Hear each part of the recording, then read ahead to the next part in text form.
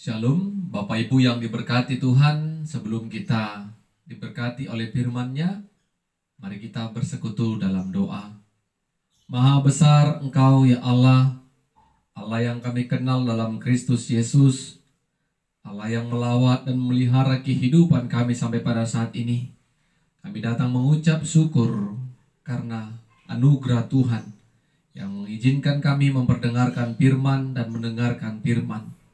Biarlah hati dan pikiran kami tertuju kepada kasih karunia Tuhan.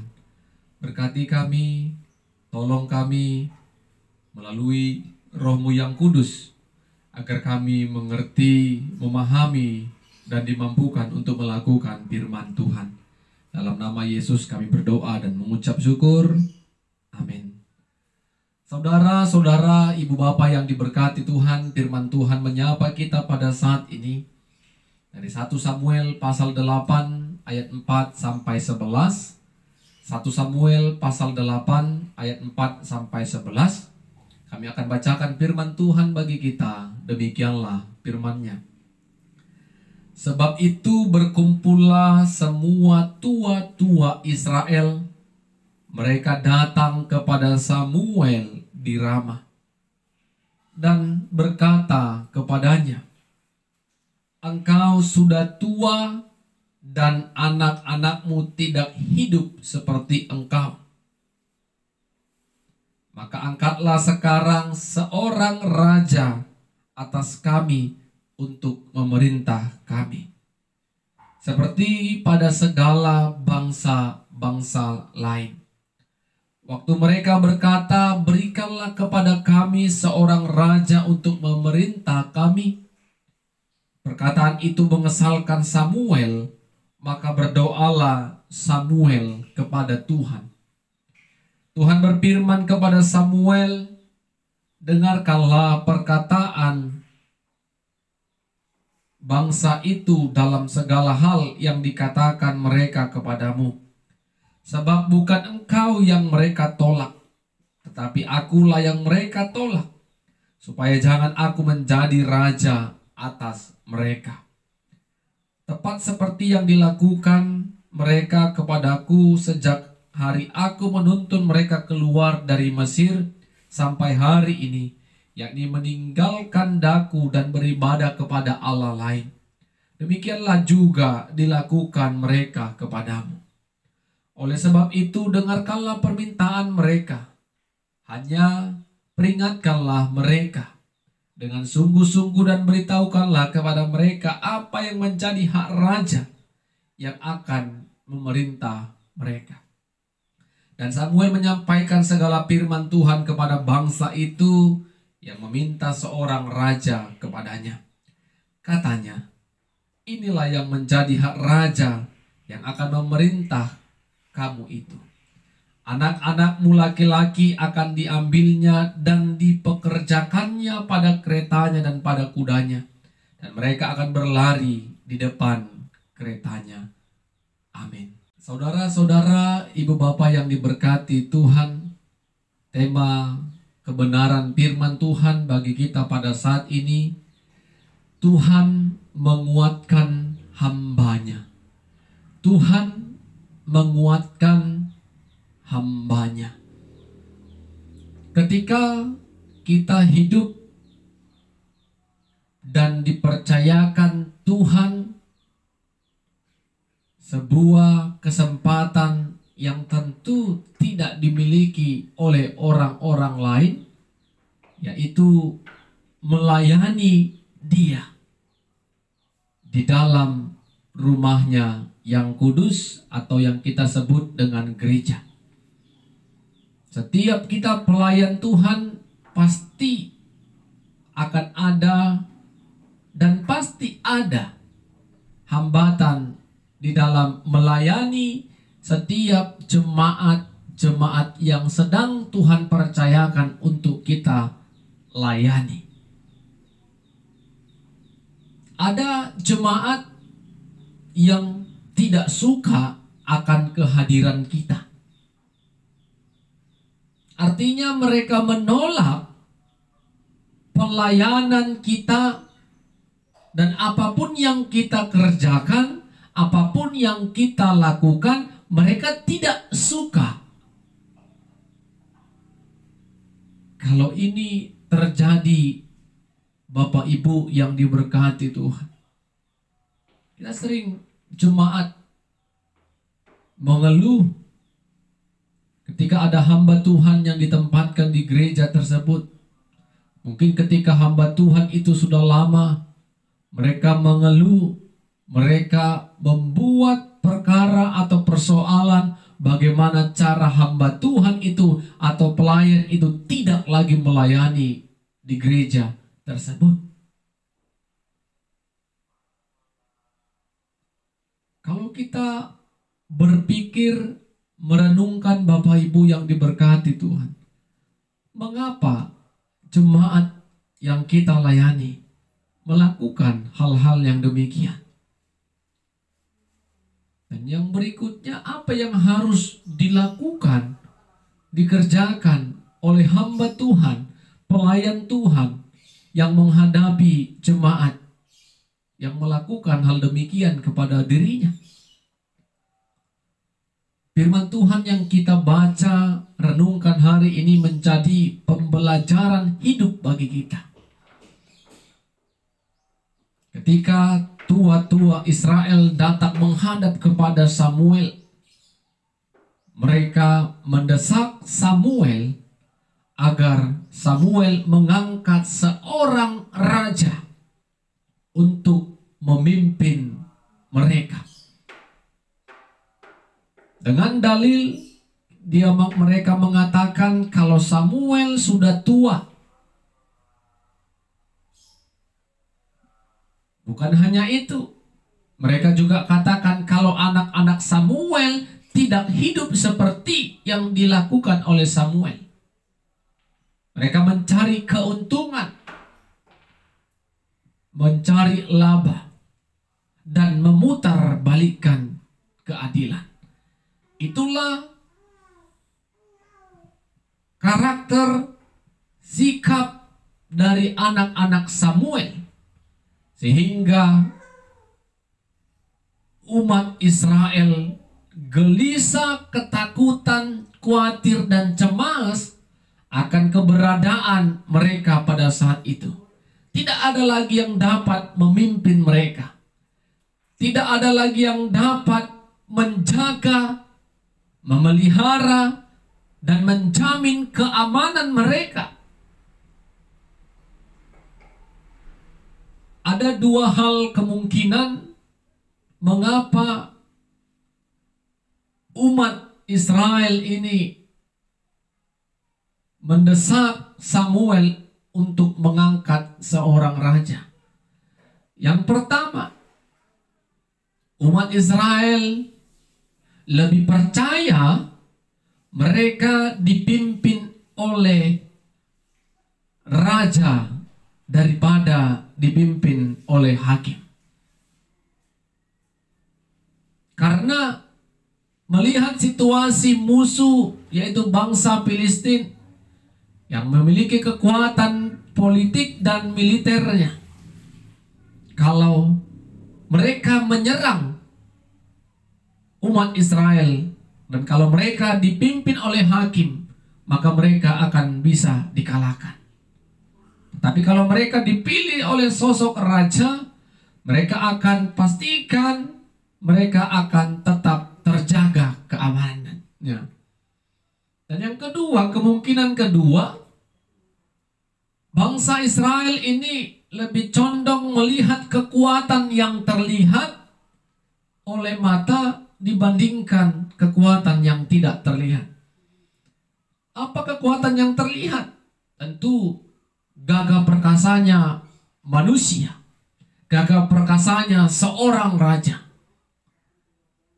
Tidak melihat kekuatan yang tidak terlihat, yaitu kekuatan yang berasal dari Tuhan. Apa kekuatan yang tidak terlihat, yang berkuasa dari Tuhan? Mereka sungguh harus merasakan bagaimana pertolongan Tuhan, kekuatan Tuhan yang menolong mereka keluar dari tanah Mesir menuju tanah Kanaan sampai pada saat ini. Itu yang dikatakan Tuhan. Sehingga mendengarkan tuntutan atau desakan umat Israel ini, tentu Samuel sangat kesal. Dan kita lihat, kita belajar apa yang dilakukan Samuel ketika jemaat umat yang dipimpinnya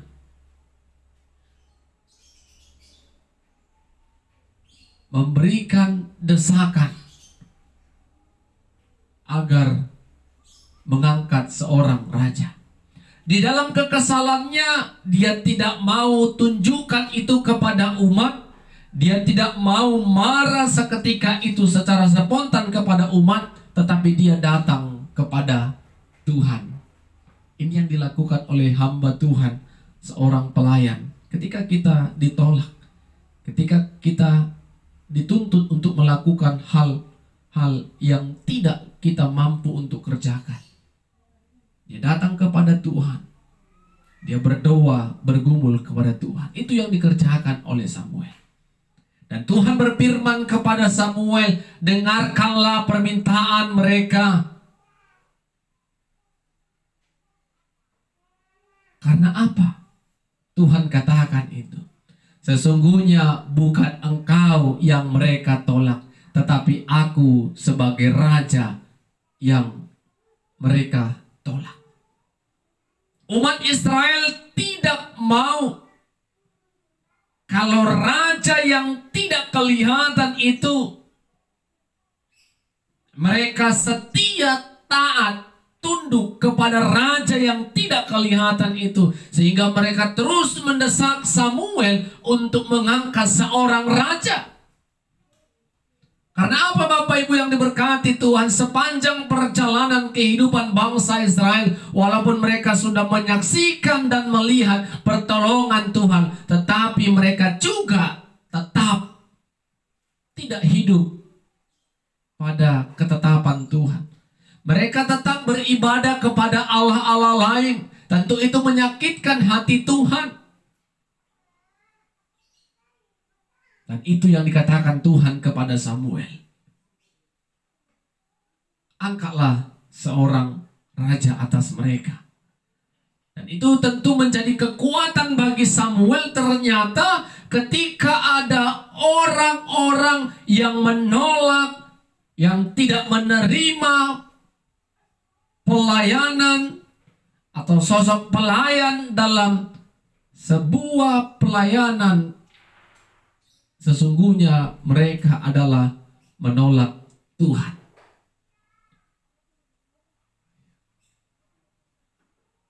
Apakah mereka takut sanksi? Walaupun Samuel sudah tua, kalau Tuhan yang pakai Samuel, Tuhan yang pimpin Samuel, maka mereka juga akan terjaga. Mereka juga akan nyaman. Tetapi mereka memberontak, bentuk dosa yang terus menguasai hidup umat bangsa Israel. Tuhan berfirman kepada Samuel, tetapi katakanlah apa yang menjadi hak raja yang memimpin mereka di kemudian hari.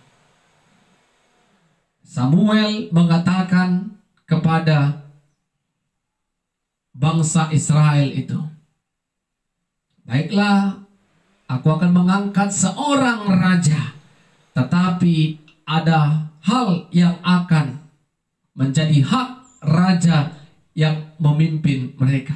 Apa itu haknya Bapak Ibu? Anak laki-lakimu akan diambilnya dan dipekerjakannya, dipakainya untuk berlari di depan kuda dan kereta. Tentu itu menjadi konsekuensi dari keputusan kekerasan hati umat Israel pada saat itu. Tetapi walaupun demikian, walaupun Samuel sudah menyampaikan konsekuensi yang harus mereka ambil ketika mereka dipimpin oleh raja, mereka tetap bertahan dalam keputusannya itu. Dan pada akhirnya kepemimpinan beralih dari hakim-hakim sampai kepada raja. Dan kalau kita baca pasal selanjutnya, mereka dipimpin oleh Raja Saul. Bapak Ibu yang diberkati oleh Tuhan, apa yang mau kita renungkan dari kebenaran firman Tuhan saat ini? Poin yang pertama, kita harus imani dan kita juga harus ingat, ketika kita hidup melayani dengan ketulusan hati, dengan tidak mengambil kepentingan sendiri. Ingat, melayani dengan ketulusan hati, tidak mengambil kepentingan sendiri dan memuliakan Tuhan.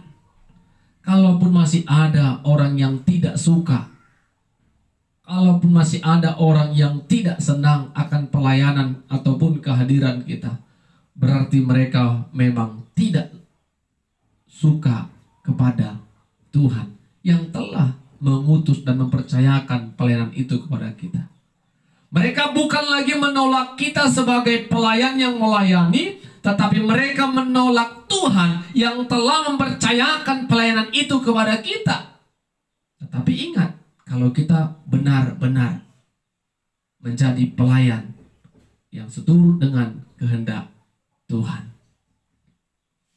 Yang kedua, ketika kita sebagai pelayan mendapatkan tantangan dalam pelayanan kita, bukan hanya dalam pelayanan, tentu dalam pekerjaan, di dalam rumah tangga dan keluarga kita, sosial lingkungan kita, kita harus datang bersujud, bertekuk lutut, menghampiri Tuhan melalui doa-doa kita.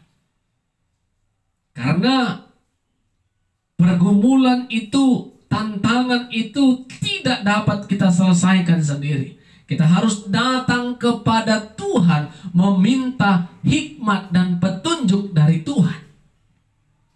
Kita tidak boleh menanggapi masalah itu dengan emosi, dengan memaksakan kehendak keinginan sendiri, tetapi terlebih datang dulu kepada Tuhan. Seperti yang dikerjakan oleh Samuel. Samuel dengan kesal, walaupun dia kesal, dia tidak perlihatkan itu kepada umat, tetapi dia datang kepada Tuhan melalui doa. Doa adalah jalan keluar untuk kita bisa bertahan dan mendapatkan hikmat untuk menyelesaikan, bertahan dalam pergumulan yang kita hadapi. Tanpa pertolongan, tanpa kuasa Tuhan, kita tidak akan mampu menghadapi setiap tantangan yang terus datang kepada kita.